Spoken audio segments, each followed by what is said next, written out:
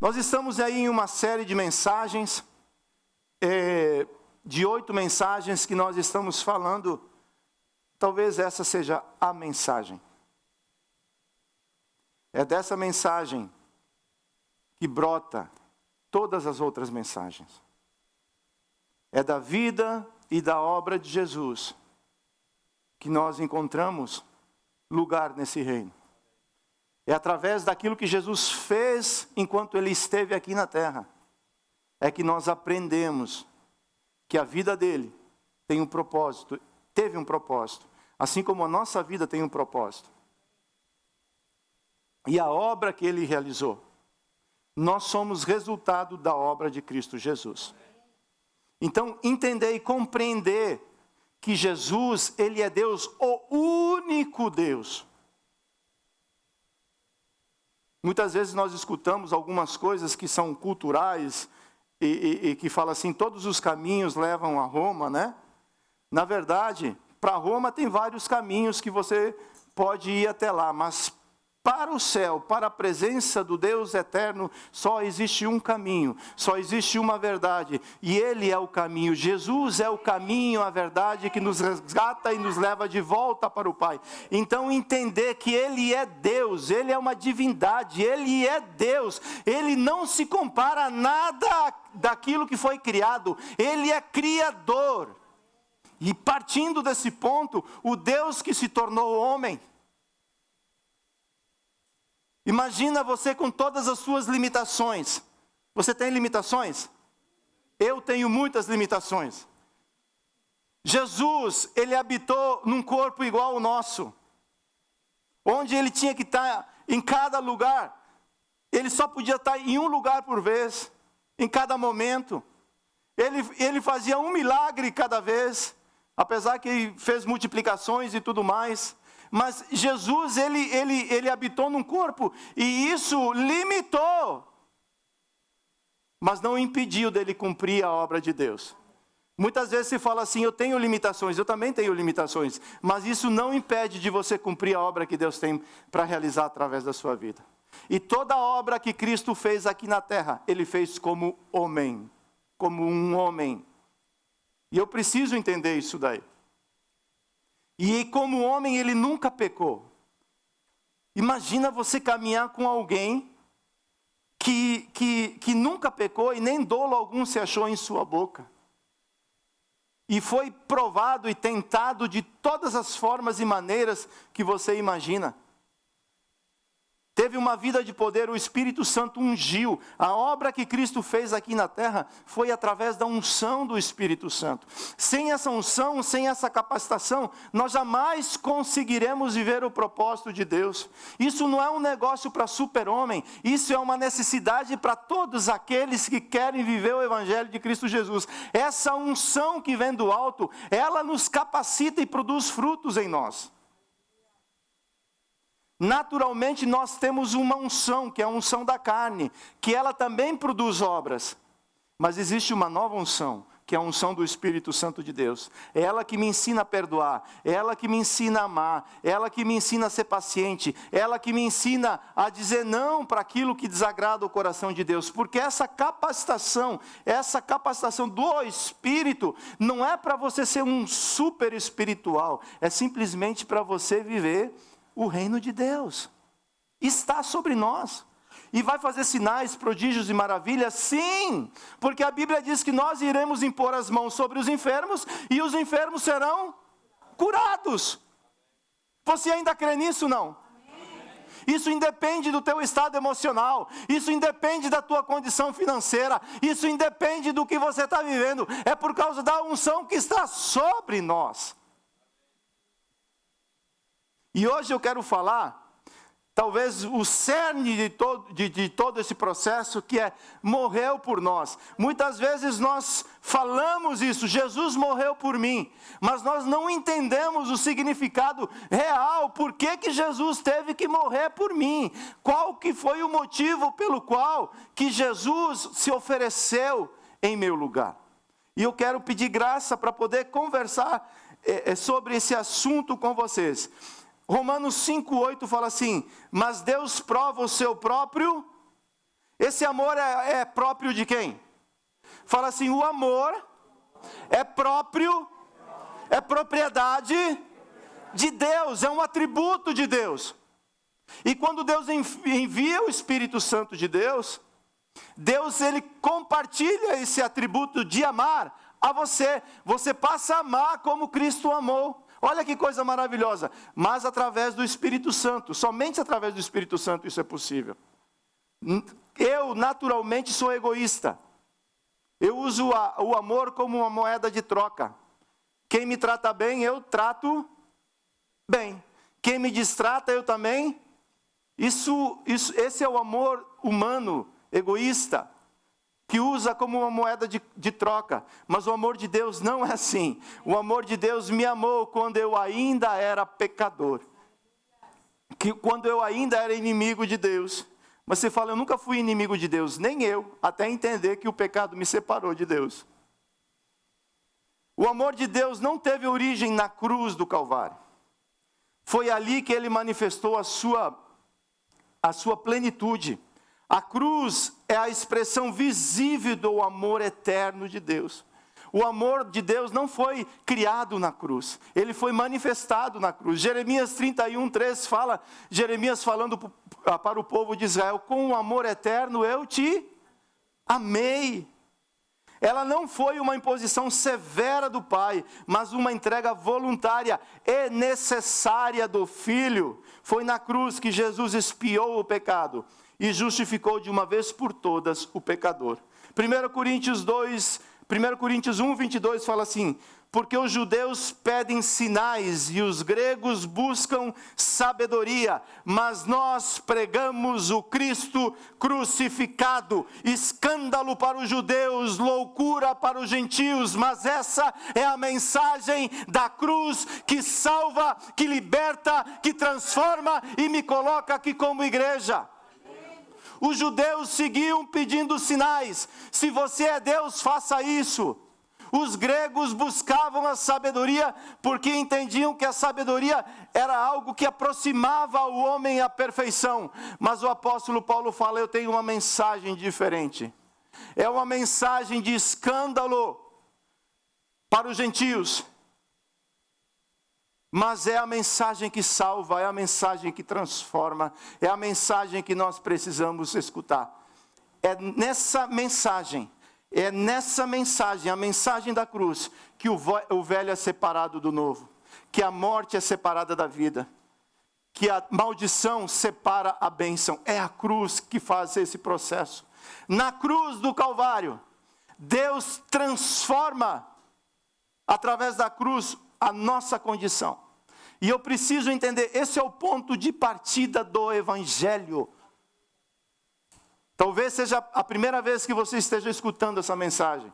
Ou você já está careca, igual a mim, de ouvir essa mensagem. Mas todas as vezes que eu escuto essa mensagem, ela me lembra que essa é a mensagem que tem transformado a minha vida, que tem transformado a história da humanidade e pode transformar a sua vida também.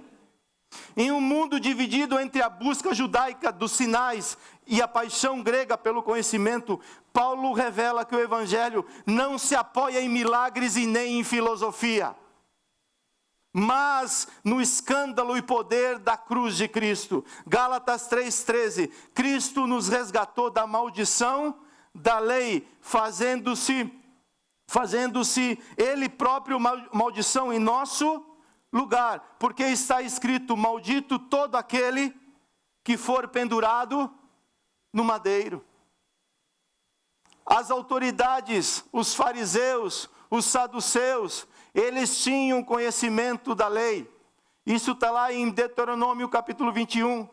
Maldito todo aquele que for pendurado no madeiro. Por que eles crucificaram a Cristo? Porque eles entendiam que se Cristo fosse crucificado, ele não poderia ser o Messias. Deus jamais deixaria o Messias ser crucificado. Mas foi justamente na cruz que o Messias crucificado restaurou a nossa história.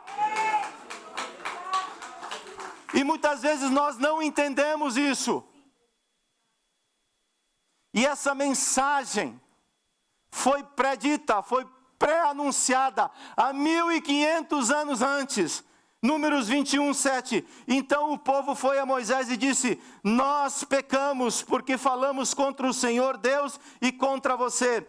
Ore ao Senhor pedindo que tire de nós as cobras. Então Moisés orou pelo povo, e o Senhor disse a Moisés: faça uma serpente e coloque-a sobre uma haste. Quem for mordido e olhar para ela viverá. Moisés fez uma serpente de bronze ou de cobre e a pôs sobre uma haste. Quando alguém era mordido por alguma cobra, se olhava para a serpente de bronze, ficava curado. Houve uma serpente que mordeu a minha vida e a sua vida. Você fala assim: eu nunca fui mordido de cobra, graças a Deus. Mas lá no Éden, uma serpente mordeu o homem.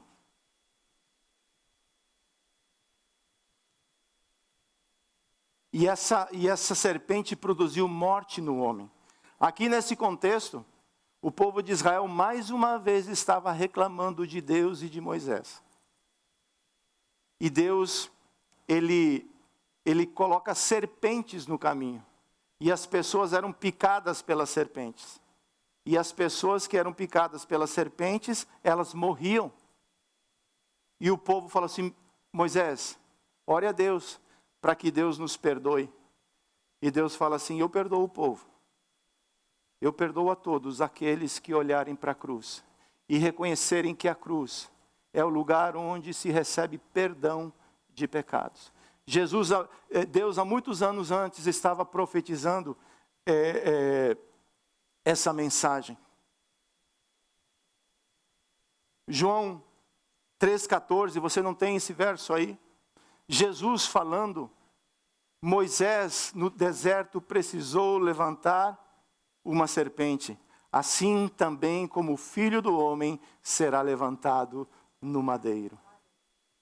Eu quero falar hoje sobre cruz, sobre a importância da cruz, sobre a importância do sangue de Jesus e sobre a importância da expiação, para que nós possamos entender verdadeiramente porque Jesus morreu no meu lugar e no seu lugar. Há 400 anos antes, ou 4 séculos antes, Deus revela a Abraão quem seria o sacrifício perfeito. Ele usa toda aquela tipologia de Isaac. Se Isaac morresse, iria mudar alguma coisa? A minha história e a sua história iria mudar? Não. Talvez o sacrifício de Isaac só iria exaltar a obediência de Abraão. Mas isso tudo era uma tipologia do verdadeiro Isaac. Aquele que se entregaria por mim e por você. Mas me chama a atenção, eu sou apaixonado pela palavra de Deus. Porque quando Abraão levanta o cutelo para exercitar a obediência a Deus, Deus fala do céu: não faça mal ao menino. E do lado ele escuta: bé, bé. Porque Deus providenciou para si um cordeiro. O cordeiro foi providenciado lá no Éden. Quando o homem pecou, Deus providenciou redenção para mim e para você. E o cordeiro vem caminhando pela história, até um dia João olhar para ele e falar assim: eis aí o Cordeiro de Deus, ele se tornou carne, agora não precisa mais expiação pelo pecado, ele mesmo se tornará a expiação eterna, de uma vez por todas. Os nossos pecados estão perdoados por causa da cruz do Calvário. Deus estabelece um caminho de restauração que necessariamente precisava passar pela cruz do Calvário. O caminho de salvação para mim e para a sua vida precisa passar pela cruz do Calvário. Alguns domingos atrás eu falei: sem cruz não há salvação. No final do culto alguém chegou e falou assim: pastor, eu não escrevi nada no boletim, mas isso aqui eu escrevi em letras grandes: sem cruz não há salvação. Fale para você entender: sem cruz não há salvação verdadeira. Porque é na cruz onde eu encontro redenção. Foi ali que Jesus derramou o sangue, o seu próprio sangue, para a expiação dos nossos pecados, Por isso é importante nós observarmos que na soberania de Deus, Deus de maneira progressiva, Ele vem conduzindo um plano eterno que alcançou as nossas vidas. Isso começou lá no Éden, em um ato de graça, Deus sacrificou animais para cobrir a nudez de Adão e Eva. Gênesis 3:21, o Senhor Deus fez roupas de peles, com as quais vestiu Adão e sua mulher. Lá no Éden, Deus estava já projetando um processo de restauração. E para todo pacto ser efetivado, é necessário o derramamento de sangue. Toda vez na Bíblia que você vê Deus fazendo um pacto com alguém, Ele pede um sacrifício. Foi assim com Noé, foi assim com Abraão, foi assim com os patriarcas. Quando Deus via o sangue, Ele via um momento de pacto. Por isso que quando Caim oferece uma oferta e Abel oferece a outra oferta, Deus reconhece a oferta de quem? De quem? Por quê? Primícias, mas mais do que isso, nós nos prendemos nas primícias, porque foi o primeiro que Abel deu a Deus, né? Mas é mais do que isso, Abel sacrificou o quê? Animais. E ofereceu para Deus. O que Deus viu? O sangue. Deus estava falando para Abel o seguinte: esse rapaz quer ter um pacto comigo. Esse rapaz não quer só dar coisas para mim, ele quer ter um pacto comigo. Eu não sei, a Bíblia não relata, mas eu não sei o que Adão e Eva, eles falaram para Abel e Caim. Imagina você viver na presença de Deus. A glória de Deus. Se encontrar com Deus todos os dias. E Adão falava assim: eu vi a Deus face a face. Meu filho, esse animal que se chama vaca, fui eu que dei o nome a ele. Eu não sei qual foi o relacionamento de Adão e Eva com os seus filhos. Talvez Adão falou assim, lá no Éden, filho, depois do pecado, quando eu me escondi da presença de Deus. E Deus me chamava. Talvez você esteja correndo da presença de Deus. Talvez você esteja fugindo da presença de Deus. Mas Deus continua chamando pelo teu nome. Ele sabe onde você está. E Deus falou: Adão, onde é que você está? E Adão responde: Deus, eu estou com medo. Deus, eu estou fragilizado. Deus, eu estou numa condição diferente daquela que eu estava. Você já se sentiu dessa maneira, não? A minha condição hoje, Deus, é diferente daquela condição. E Deus ali no Éden, o que Deus faz? Ele veste Adão e Eva, profetizando que aquele pecado, uma vez, no processo, ele iria ser resolvido.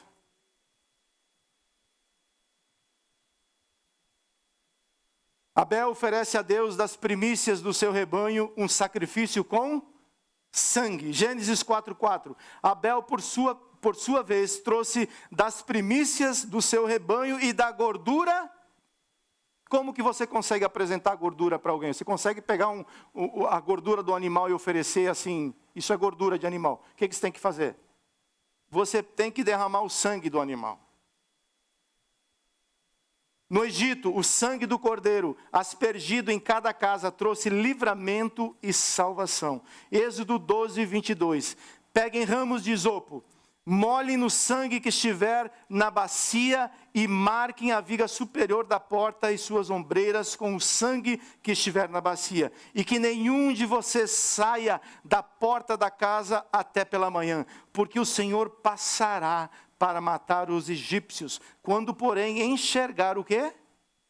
O sangue na viga superior da porta, em ambas as ombreiras, o Senhor passará por cima da porta e não permitirá que o destruidor entre na casa de vocês para matá-los.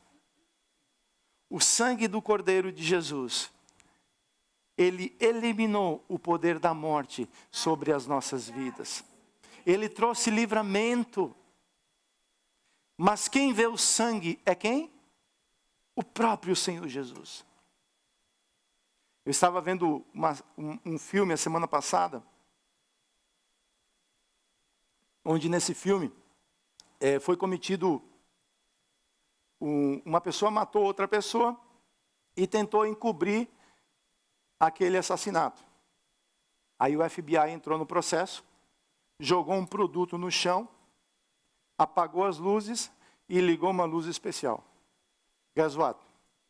O sangue estava onde? Aspergido por todo aquele local. Então, quando Deus ele acende a luz especial dele sobre a sua vida, ele fala assim: esse ninguém toca, porque existe o meu sangue cobrindo a vida dele, e esse sangue redime a vida dele. Eu não consigo ver, eu não consigo olhar pro Gustavo e ver o sangue de Cristo. Profeticamente sim, mas Deus, quando olha para nós, Ele nos vê cobertos pelo sangue do Cordeiro. E creia, o diabo também reconhece esse sangue, porque foi esse sangue que venceu Satanás lá na cruz do Calvário.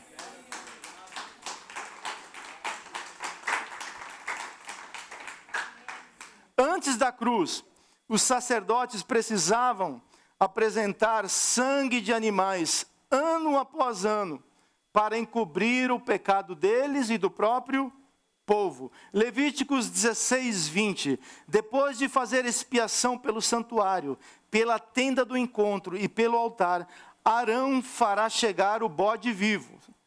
Porá as duas mãos sobre a cabeça do bode vivo, e sobre ele confessará todas as iniquidades dos filhos de Israel, todas as suas transgressões e todos os seus pecados, e os porá sobre a cabeça do bode. Depois enviará o bode ao deserto pela mão de um homem à disposição para isso. Assim, aquele bode levará sobre si todas as iniquidades deles para a terra solitária. E o homem soltará o bode no deserto. O que isso significa? O que isso tem a ver comigo? Eu não vi ninguém chegar aqui hoje pela manhã com um bodezinho na mão e vai vir sacrificar.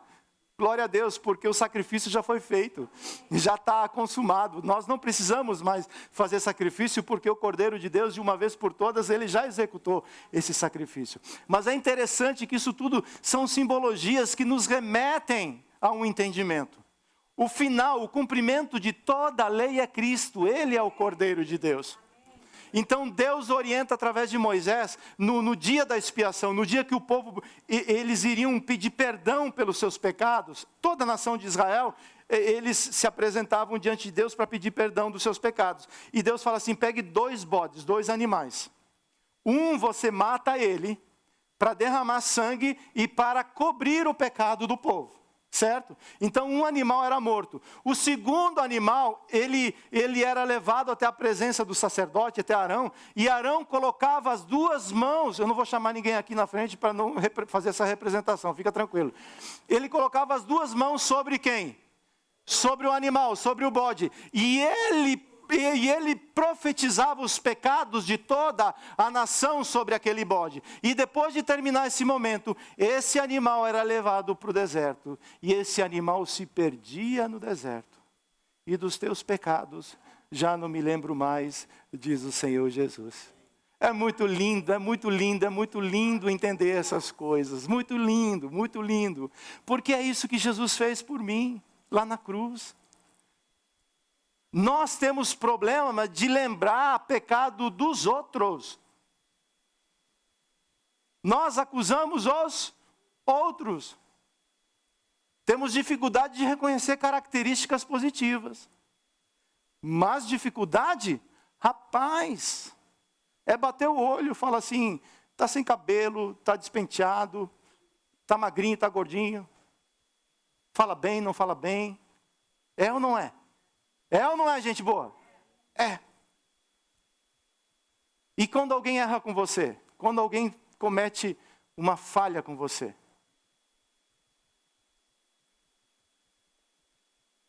Como nós agimos? Como nós nos comportamos diante da dificuldade das pessoas? Quando eu falhei, Deus profetizou o meu pecado e me liberou de toda a culpa. E da mesma maneira Ele me ensina que todos aqueles que erram comigo, eu também preciso perdoar. Por último lugar, antes de entrar na parte prática dessa mensagem, Jesus, o Cordeiro de Deus, entregou sua vida e derramou seu sangue como oferta eterna pelos nossos pecados. Hebreus 9:12. E não pelo sangue de bodes e de bezerros, mas pelo seu próprio sangue. Ele entrou no santuário uma vez por todas e obteve o quê? Eterna redenção. É isso que Deus, através de Cristo, fez para as nossas vidas. E nós precisamos entender isso daí. Muitas vezes nós carregamos culpa, mágoa, uma série de situações. E Deus nos trouxe uma eterna redenção. Nós somos redimidos. Se foi para a liberdade que Cristo nos libertou. Então eu falei aqui sobre a importância da cruz. Sem cruz não existe salvação. Sem cruz não tem evangelho. É a cruz que separa e faz a transição para que nós possamos alcançar a salvação em Cristo Jesus. O sangue do Cordeiro, ele nos purifica de todo o pecado e expia o pecado.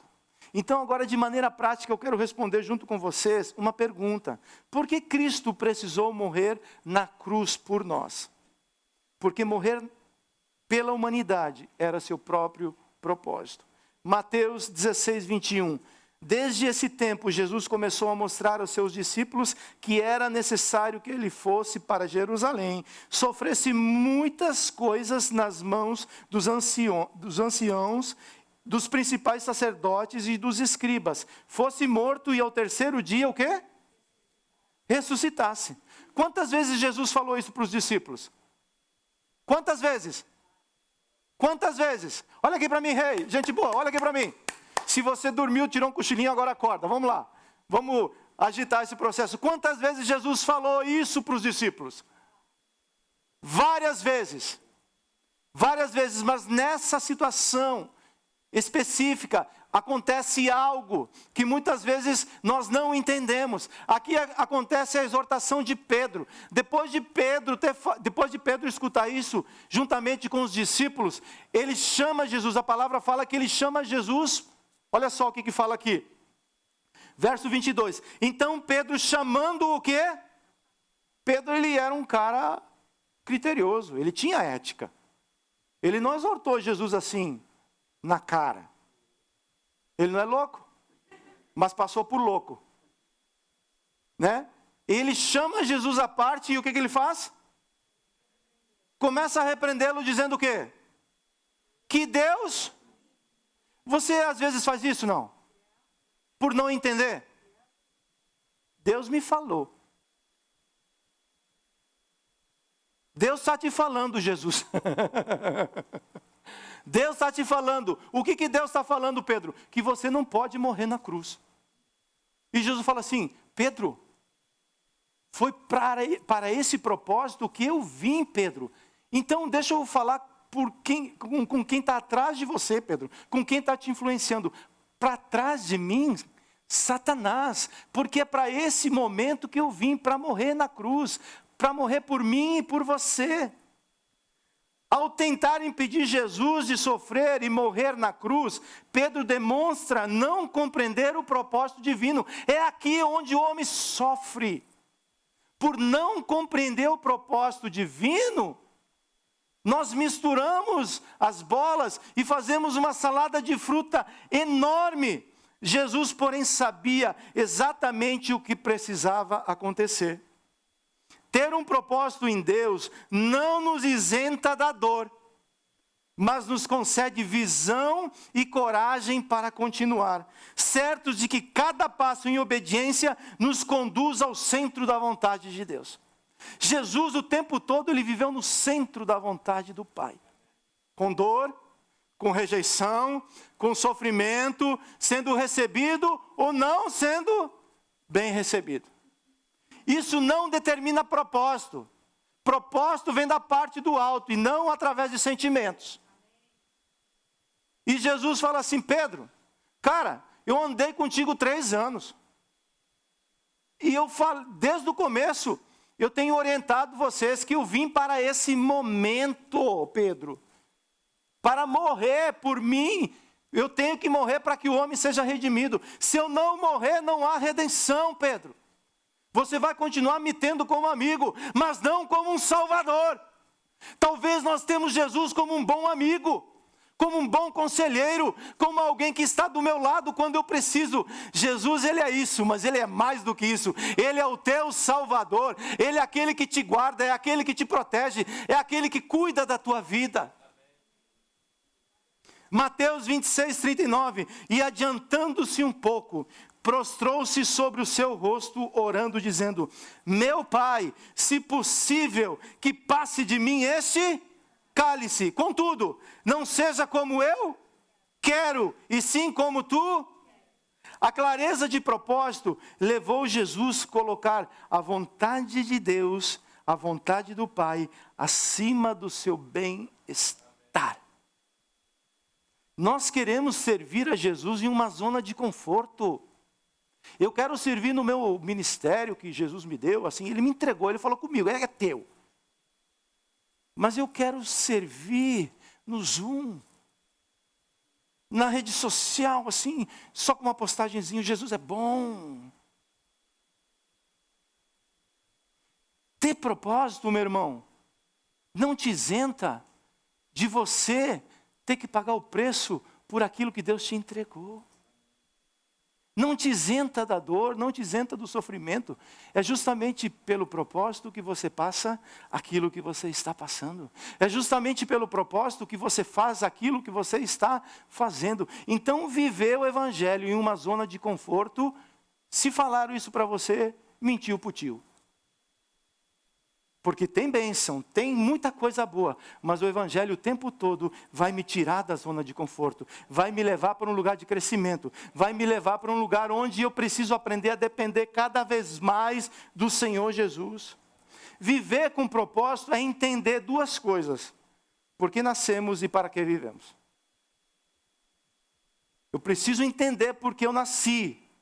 Não foi só para a tua mãe dizer, mas que menino bonito, mas que menina bonita. Por que eu nasci? E para que eu estou vivendo? Essas 2 perguntas você precisa ter entendimento, eu preciso ter entendimento disso. Só assim é possível permanecer no centro da vontade de Deus. As circunstâncias não têm poder de definir o nosso propósito, elas são apenas parte do processo. Estou passando por lutas, cara, faz parte da vida. Mas eu sou um homem de Deus, sou uma mulher de Deus, tenho propósito, não sei o quê, faz parte da vida. A diferença é que aqueles que têm propósito entendem que isso tudo faz parte do processo, não é o propósito. Sofrer não é propósito, faz parte do propósito. Porque eu preciso entender que Deus está trabalhando comigo através de processos. As pessoas chegam aqui nesse país e com 2, 3 anos eles querem resolver todos os problemas da vida deles. E eu procuro animar a pessoa, para ela não desanimar. Porque tem um processo. Fala processo. Fala processo. Tem um processo, você está incluído no processo? Você está dentro do processo? Então fica firme no processo, porque é o processo que vai te levar ao propósito, é o processo que vai cumprir em você o propósito de Deus. Permanece no propósito, permanece no processo. Aqueles homens que estão na galeria da fé, são aqueles que não desistiram do propósito durante o processo. Jesus podia desistir do processo, do propósito dentro do processo? Respondem, olhem para mim aqui. Poderia ou não poderia? Eu acabei de ler para vocês que ele fala, Pai, o fardo está pesado. Se possível, passa de mim. Aí o pai falou assim, filho, eu até posso passar, mas e quem vai cumprir esse propósito, filho? É só você que vai conseguir cumprir esse propósito, filho. Aí o filho fala assim, está feito, pai, o que a gente conversou aí na eternidade. Eu continuo firme. Conta comigo. Porque esse é o meu propósito. A maior tristeza de Jesus não foi levar o meu pecado e o seu pecado na cruz. Porque em momento algum, nas palavras que Jesus relatou na cruz, ele reclamou. O tempo todo, ele adorou o Pai. Mas uma coisa ele falou, Pai, por que você me desamparou, Pai? O pecado da humanidade não é tão pesado quanto a tua falta, Pai. Nós precisamos entender isso daí. Nosso coração precisa se voltar para o Pai.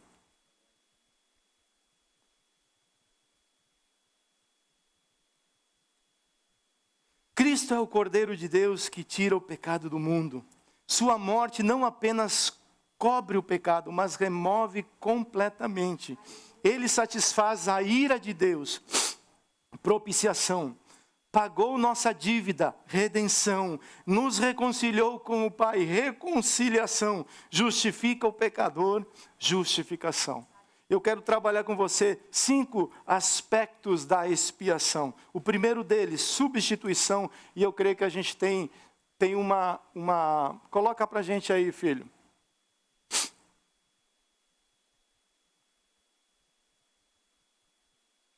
Lá na cruz. A primeira coisa que Jesus cravou foi o quê? Substituição. Ele tomou o meu e o seu lugar.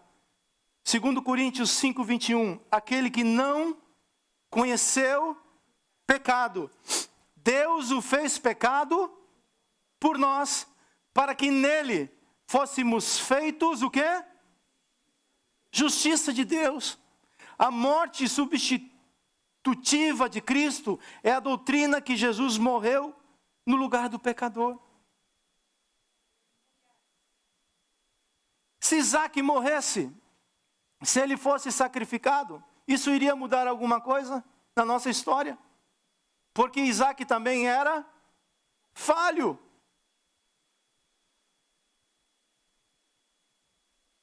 Ao invés de sermos condenados, ele foi condenado em nosso lugar. O amor de Deus providenciou um substituto para receber a nossa punição. João 3,16. Porque Deus amou o mundo de tal maneira que deu o seu Filho unigênito, para que todo o que nele crê não pereça, mas tenha vida eterna. Segundo lugar, propiciação, é reconciliação, meios de tranquilizar a Deus. 1 João 4,10, nisto consiste o amor de Deus, não em que nós tenhamos amado a Deus, mas em que Ele nos amou e enviou seu Filho como propiciação pelos nossos pecados. Deus é santo e o pecado é uma rebelião contra a sua santidade. Seu amor não anula a sua justiça. Nós precisamos entender isso. Deus, Ele é 100%, a essência de Deus é 100% amor e 100% justa. Lá no Éden, Deus, Ele encobre o pecado do pecador, mas trata o pecado. Nós precisamos entender isso daí. Porque muitas vezes eu acho que eu posso fazer o que eu quiser sem ter consequências. O pecado, ele gera uma consequência. Qual que é a consequência do pecado? O pecado gera morte. E Jesus teve que morrer para condenar o pecado, para que nós pudéssemos ter vida. Por isso que o apóstolo Paulo fala assim: agora que vocês receberam a vida de Deus, vocês vão voltar a se colocar debaixo do jugo do pecado, porque o pecado ele é um jugo. Que o único que é capaz de perdoar e libertar o pecador é Jesus Cristo. Ele julga o pecado com verdade e oferece perdão com graça. A expiação trata do nosso pecado diante de Deus, removendo a culpa. A propiciação lida com Deus diante do pecado, removendo a sua justa ira e nos conduzindo à paz com Ele. Então, uma coisa ele trata com o pecado através da substituição, e na propiciação ele trata com a justiça dele diante do homem, porque Deus ele é um Deus justo e nós precisamos entender isso daí. Terceiro lugar, acontece a redenção. Cristo nos compra de volta. Efésios 1:7. Nele temos a redenção pelo seu sangue, a remissão dos pecados, segundo a sua riqueza, segundo a riqueza da sua graça. É um ato de comprar de volta. Culturalmente nós não temos essa experiência. Mas naquela cultura as pessoas iam até um mercado de escravos. Como você vai no mercado para comprar qualquer coisa hoje. E lá no mercado você faz o quê? Você paga para levar para casa aquilo que você quer. E naquela época existia um mercado de escravos, onde as pessoas iam até aquele mercado para comprar o escravo que ele queria. E uma vez que aquele escravo fosse comprado, era pagado um preço. E a partir daquele momento, aquele escravo pertencia ao seu senhor. Foi isso que Jesus fez conosco. Ele foi até o mercado de escravos, ele foi até o mercado de pecados e falou assim: essa galera toda aí, eu não vim aqui comprar um não, eu não vim aqui comprar dois, eu não vim comprar uma nação, eu não vim comprar duas nações, eu vim comprar eles todos. E qual é o preço que deve ser pago? O meu sangue paga, o meu sangue é suficiente, eu vou redimir todos eles que creem no meu sangue e no meu sacrifício. Já não há mais condenação para aqueles que estão em Cristo Jesus.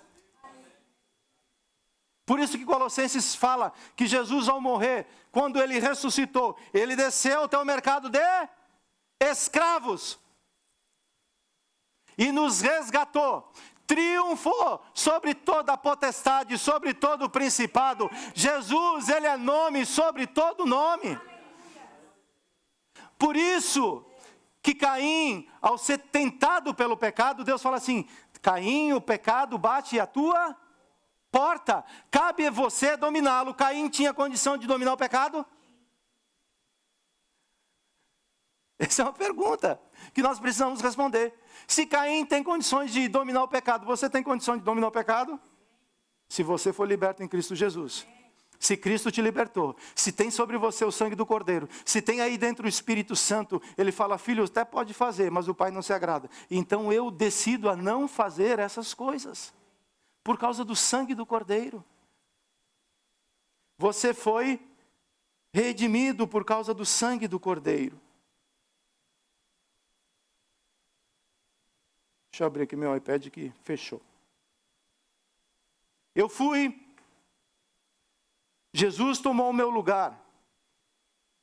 Ele foi a propiciação. Ele se ofereceu como alguém que pudesse apagar a ira de Deus. Ele redimiu, ele me comprou de volta. Ele me reconciliou, ele mudou a inimizade para a amizade. 2 Coríntios 5,18. Ora, tudo isso provém de Deus, que nos reconciliou consigo mesmo por meio de Cristo e nos deu o ministério da reconciliação. A saber, que Deus estava em Cristo reconciliando consigo o mundo, não levando em conta os pecados dos seres humanos e nos confiando a palavra da reconciliação. Nós somos reconciliados. Coisa linda é ver reconciliação. Às vezes uma família passa décadas separada. Aí no momento que acontece a reconciliação, é um momento lindo. Às vezes irmãos passam separados, mas no momento da reconciliação, às vezes o marido passa por esse processo com a esposa, no momento da reconciliação.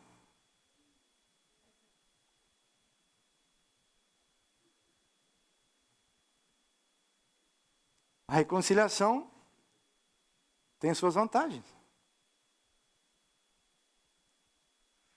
O que é reconciliar? É eu voltar a ocupar o lugar de relacionamento que eu nunca deveria ter saído.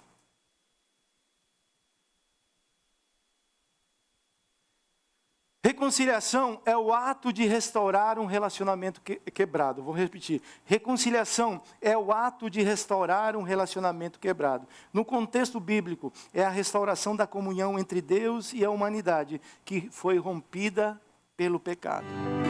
Sim?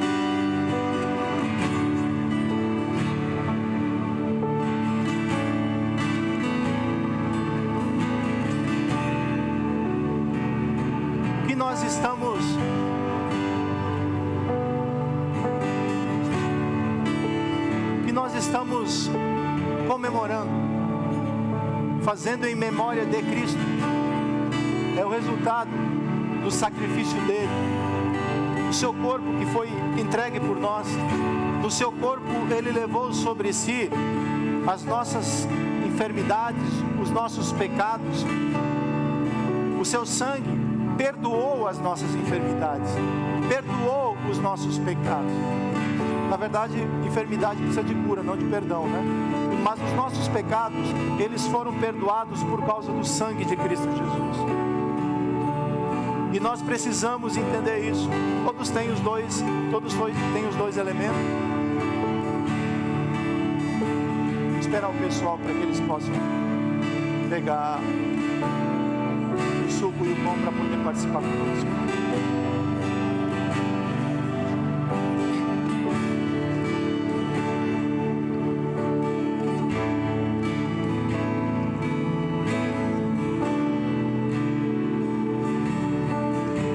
Estamos fazendo aqui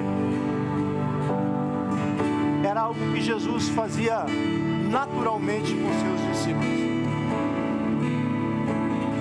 Eles assentavam à mesa para compartilhar do pão e para compartilhar de um cálice. Antes da sua morte, ele fez isso de uma maneira que os discípulos não entenderam. Os discípulos não entenderam que foi justamente na morte do Cordeiro onde eles iriam receber a redenção e que todas as promessas que Jesus havia ensinado a eles iriam se cumprir justamente na cruz do Calvário. E quando Cristo foi crucificado, aconteceu uma decepção muito grande, uma frustração muito grande no coração dos discípulos. As pessoas olhavam para Cristo e falavam assim: se você realmente é o Filho de Deus, por que você não desce dessa cruz? Você que curou os outros, você que multiplicou os pães, você que ressuscitou Lázaro, por que você não desce dessa cruz? Imagino Jesus ouvindo essas coisas e no interior dele ele somente falava: Senhor, perdoa eles, porque eles não sabem o que eles estão falando. Senhor, eles não estão reconhecendo o Salvador. Senhor, eles não estão reconhecendo a redenção. Eles não estão reconhecendo que através desse sacrifício, dessa humilhação, dessa dor e desse sofrimento, é justamente na cruz que Cristo abre um novo caminho e nos dá acesso para poder participar desse momento de celebração. A palavra fala que um dia o próprio Senhor Jesus, que servia os discípulos no momento deles, nós estaremos assentados à mesa no reino de Deus. E o próprio Senhor Jesus, Ele nos servirá, porque através do corpo de Cristo e através do seu sangue, nós temos acesso à presença de Deus. O que nós estamos fazendo é um momento de celebração, é um momento de adoração, porque tanto o corpo quanto o sangue de Cristo, Ele tem poder para perdoar e purificar pecados. Então que nós possamos comer do pão, celebrando esse momento, porque nós somos parte do corpo de Cristo. Faça isso em nome de Jesus.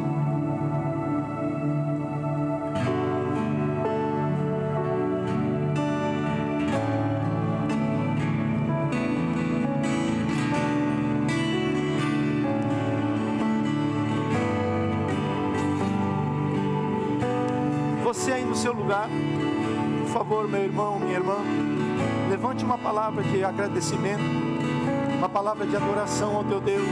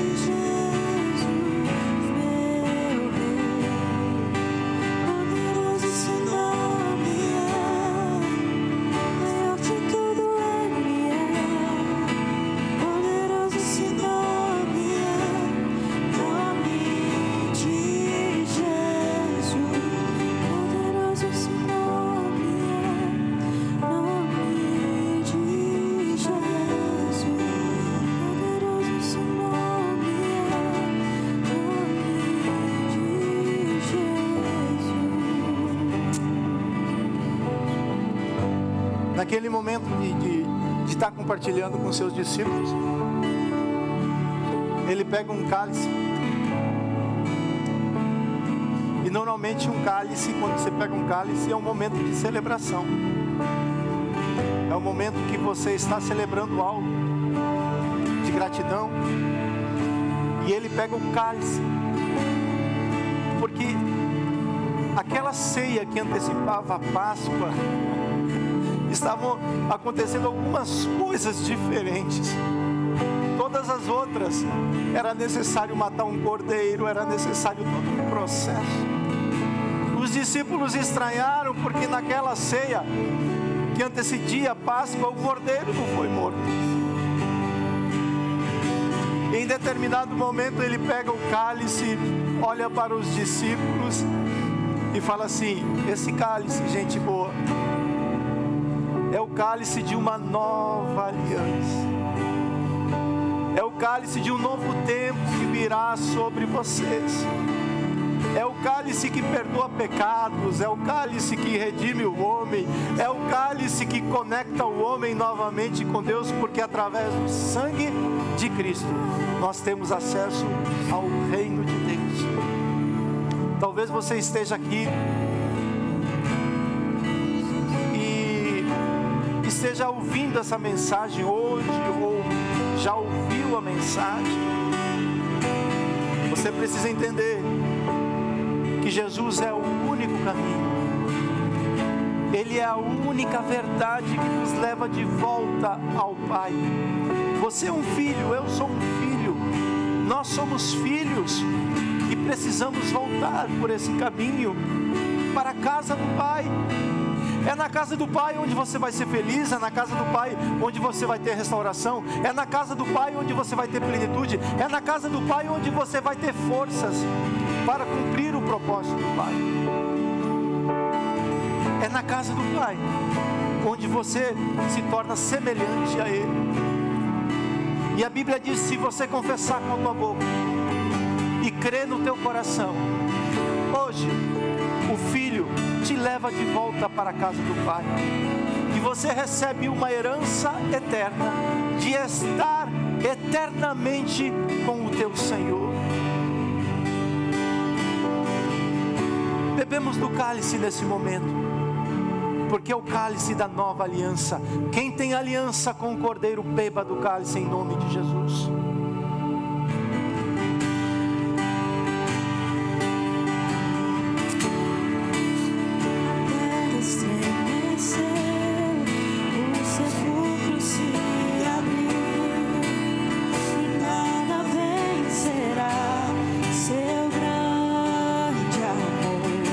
Adore ao Senhor. Aleluia. O Rei ressuscitou, Ele venceu para sempre,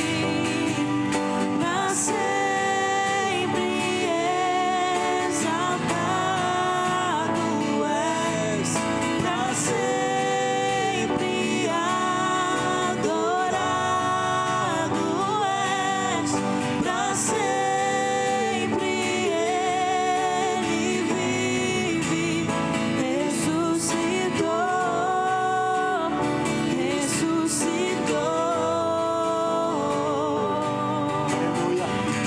A expiação de Cristo Jesus, nós aprendemos hoje que trouxe substituição, remissão, reconciliação, justificação. Mas tem algo que selou isso tudo. Lá na cruz, Ele falou: está consumado, a obra está pronta. Venham filhos e filhas. Lá na cruz, coloca aí por favor, filho. Adora o Senhor, adora o Senhor, adora o Senhor.